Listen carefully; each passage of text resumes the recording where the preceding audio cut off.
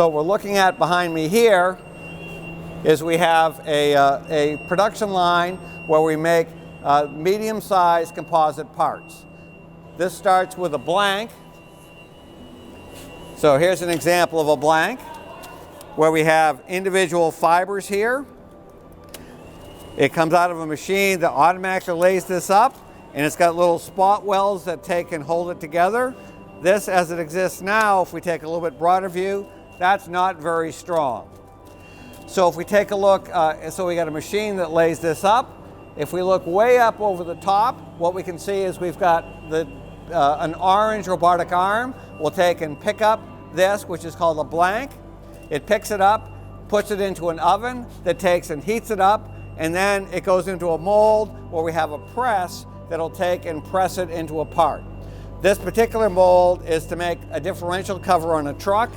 That's an example of a completed part, so a differential cover off of a truck. We have other parts.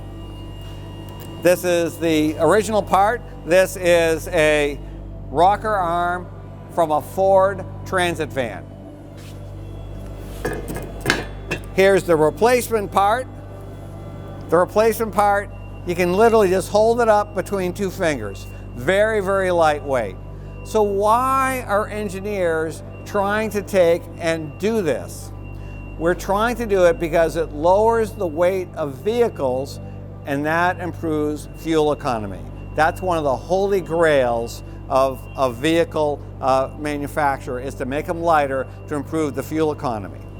So what we have here is you've got a complete production line that takes and will make these parts. And we're studying both how to make it, and if you were paying attention earlier, the how to make things, that sounds a lot like an engineering technology problem.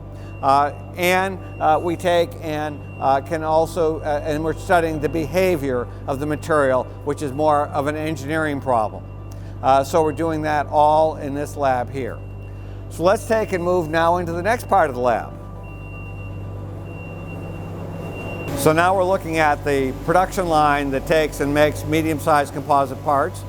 We have a 3D printer that prints the mold, and this prints with a plastic that has a relatively high melting point, so it can be used in the press and press a hot object against it.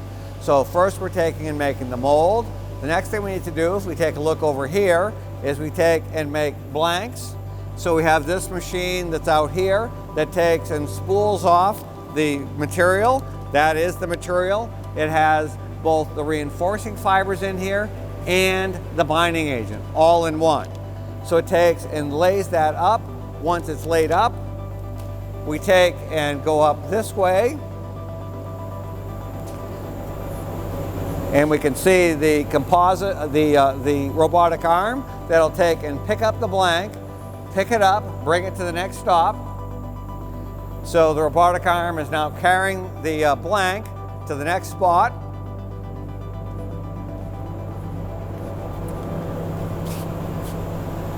And so this is the next stop where we have an oven, so a tray comes out. The robotic arm takes and lowers the blank onto that. The tray goes back into the oven, heats it up to make it pliable. Then the tray will come back out. The robotic arm will pick it up again, then put it in this hydraulic press that'll take and press the part between the two parts of the mold. Then we've got another robotic arm that will take the part out.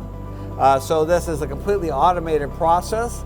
What we're trying to do is to prove the technology, because we're going to be able to do this on a large scale in the US. We have to have a very significant, a very automated process. So you can get hands-on experience working on things like this at the University of Maine.